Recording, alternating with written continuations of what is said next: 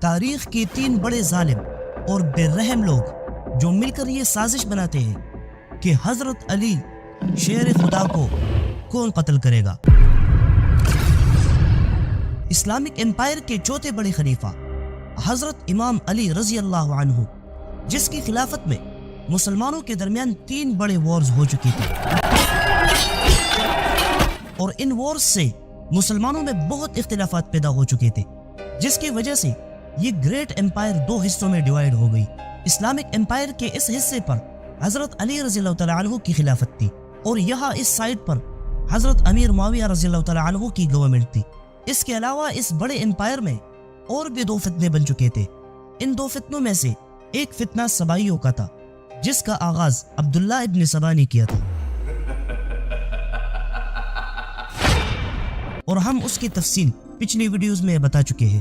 سبائی group میں زیادہ تر لوگ حضرت عثمان رضی اللہ تعالیٰ عنہ کے قتل میں انوالو تھے، اور یہی لوگ خود کو سزا سے بچانے کے لیے مسلمانوں کو ایک دوسرے سے لڑواتے تھے، تاکہ مسلمان ایک دوسرے سے جنگ میں بزی رہے اور ہماری طرف کسی کا دھیان نہ رہے۔ دوسرا بڑا فتنہ اور گروپ خوارج کا تھا، اور اس کی تفصیل بھی ہم بتا چکے ہیں۔ خوارج کا یہ فتنہ حضرت علی رضی اللہ تعالیٰ عنہ اور حضرت معاویہ رضی اللہ تعالیٰ عنہ کے درمیان ہونے والی جنگ میں کریٹ ہوا تھا، جسے جنگی صفین کہا جاتا ہے۔ خوارج کا یہ فتنہ اتنا بڑھ گیا کہ اب اس فتنے کو جنگ کے بغیر کنٹرول کرنا مشکل تھا، اس لیے حضرت علی رضی اللہ تعالیٰ عنہ نے ان کو نہروان کی جنگ میں شکست دے کر ان کی فوجی طاقت کو توڑ دیا۔ لیکن کچھ خوارج ابھی بھی بچ چکے تھے، جو اسلامک امپائر اور مسلمانوں کے درمیان بے اتفاقی پیدا کر رہے تھے۔ اس مشکل حالات میں اکثر حضرت علی رضی اللہ تعالیٰ عنہ کہا کرتے تھے کہ کہاں ہے وہ بدترین انسان جو مجھے قتل کر دے اور میرے سر کی خون سے میری داڑھی بیئرڈ کو رنگ کر دے۔ اور یہ حضرت علی رضی اللہ تعالیٰ عنہ اس لیے کہا کرتے تھے کیونکہ اس کی پریڈکشن آج سے کئی سال پہلے رسول اللہ صلی اللہ علیہ وسلم نے دی تھی۔ آپ صلی اللہ علیہ وسلم فرماتے تھے کہ اے علی، تمہیں تمہارے سر پر مار کر شہید کر دیا جائے گا، اور تمہارا خون تمہاری داڑھی پر بہہ رہا ہوگا۔ اور آخر یہ پریڈکشن پوری ہونے والی تھی۔ خوارج میں سے 3 لوگ ابن ملجم، البرق اور عمر تمیمی، یہ تینوں مل کر جمع ہو گئے اور ایک دوسرے سے کہنے لگے کہ حضرت علی رضی اللہ تعالیٰ عنہ نے ان کی خوارج دوستوں کو جنگ نہروان میں قتل کیا ہے، اور مسلمانوں میں جو بھی وارز چل رہے ہیں ان سب کے ذمہ دار صرف 3 لوگ ہیں، خلیفہ علی، امیر معاویہ اور عمر ابن العاص رضی اللہ عنہ۔ یہ کہتے ہی ان میں سے ایک شخص ابن ملجم کھڑا ہو گیا اور کہنے لگا کہ میں حضرت علی رضی اللہ تعالیٰ عنہ کو قتل کروں گا۔ اس کے بعد البرق نے کہا کہ میں حضرت امیر معاویہ کو ٹارگٹ کروں گا، اور آخر میں عمر تمیمی نے ان سے کہا کہ میں عمر ابن العاص کو ختم کر دوں گا۔ عمر ابن العاص کو حضرت امیر معاویہ نے مصر کا گورنر بنایا تھا، اور ان 3 لوگوں نے یہ سازش بنا لی کہ 17 رمضان کو صبح نماز کے وقت ہر شخص اپنی ٹارگٹ کو گرائے گا، اور کوئی بھی شخص اپنے ٹارگٹ کو گرانے سے پیچھے نہیں ہٹے گا، یا تو اپنے ٹارگٹ کو مارے گا اور یا وہ خود شہید ہوگا۔ شہید کتنی شرم کی بات ہے! ایک تو یہ لوگ اتنا بڑا گناہ کرنے جا رہے تھے، اور اوپر سے اس کو نیکی سمجھ رہے تھے، اور کہتے تھے کہ اگر ہم مر گئے تو شہید ہوں گے۔ اور ایک روایت میں تو یہاں تک ہے کہ جب یہ لوگ اپنے مقصد کو پورا کرنے کے لیے جا رہے تھے تو درود اور استغفار پڑھ کر اللہ کا نام لے کر روانہ ہوئے۔ لیکن یہ بات اتنی شوکنگ بھی نہیں ہے، کیونکہ اگر آپ اس بات کو آج کے زمانے سے کمپیئر کریں تو آج 2024 میں اسلام میں سب کچھ واضح ہونے کے باوجود مسلمانوں میں کتنے فرقے بن چکے ہیں، اور ہر شخص اپنے فرقے اور اپنے توٹس کے دفاع کے لیے کیسے ایک دوسرے کو مارنے کے لیے تیار ہوتے ہیں۔ اپنے بڑوں سے جو بھی باتیں سنتے ہیں اس پر بنا ریسرچ کیے آنکھیں بند کر کے یقین کر دیتے ہیں، اور یہی سیم سچویشن اس وقت بھی تھی۔ اور یہ خوارج اپنے فتنے میں اتنے آگے بڑھے کہ انہوں نے حضرت علی رضی اللہ تعالیٰ عنہ اور باقی صحابہ کو قتل کرنے کا ایک خفیہ پلان بنایا۔ پلان کے مطابق ان تینوں میں سے ہر شخص اپنے ٹارگٹ کو گرانے کے لیے ان کے علاقے میں چلے گئے۔ ابن ملجم، جن کا ٹارگٹ حضرت علی رضی اللہ تعالیٰ عنہ تھے، وہ کوفہ چلے گئے اور وہاں آباد ہونے لگے۔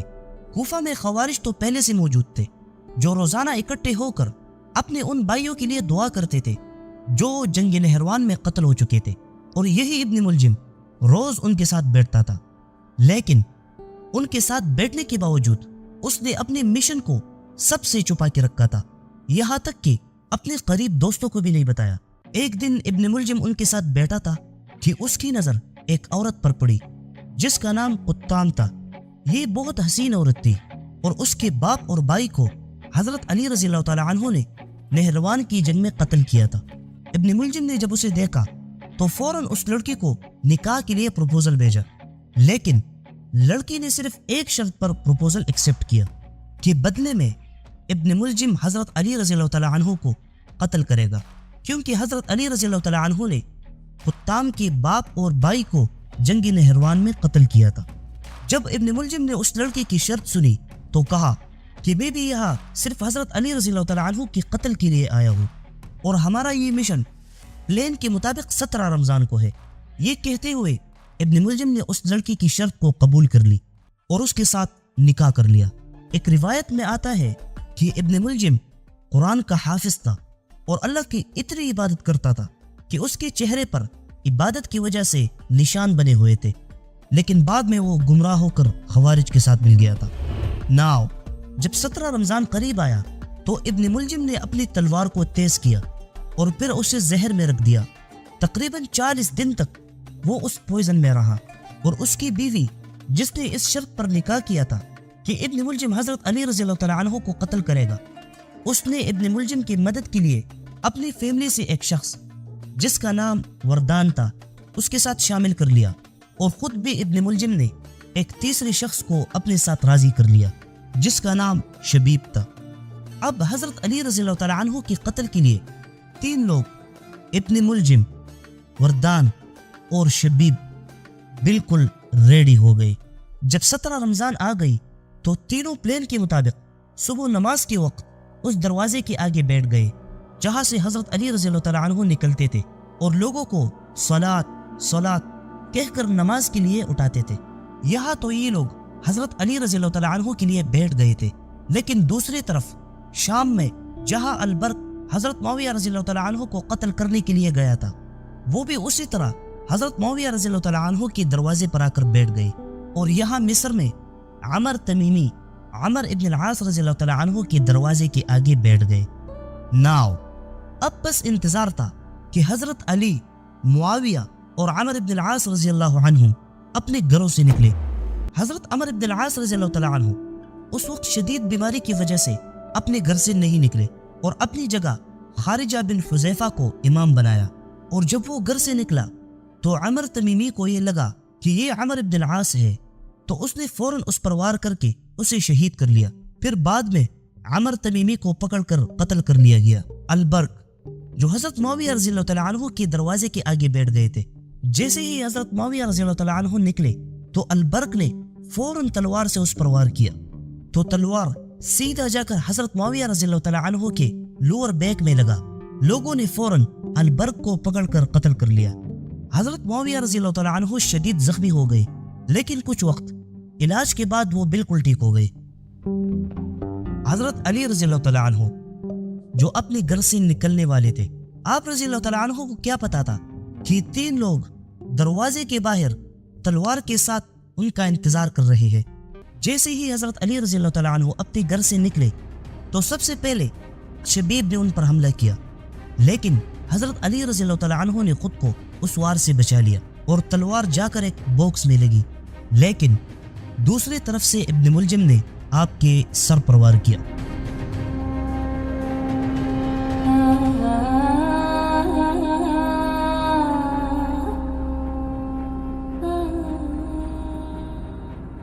ابن ملجم نے حضرت علی رضی اللہ تعالی عنہ کے سر پر اتنے زور سے وار کیا تھا کہ خون آپ کے داڑھی مبارک پر بہہ رہی تھی۔ آپ رضی اللہ تعالی عنہ نے آواز لگا لی، اسے پکڑو۔ یہ آواز سنتے ہی وردان وہاں سے بھاگ گیا، پھر ایک شخص نے موقع پر اسے ذبح کر دیا۔ شبیب نے بھاگ کر اپنی جان بچا لی، لیکن ابن ملجم پکڑا گیا۔ پھر آپ رضی اللہ تعالی عنہ نے اس کے بارے میں فرمایا کہ اگر میں مر جاؤں تو اسے قتل کر دینا، اور اگر میں زندہ رہا تو میں بہتر جانتا ہوں۔ حضرت علی رضی اللہ تعالیٰ عنہ کا زخم گہرا تھا اور زہر پورے جسم میں پھیل گئی تھی، اس لیے 3 دن بعد آپ رضی اللہ تعالیٰ عنہ کا انتقال ہو گیا۔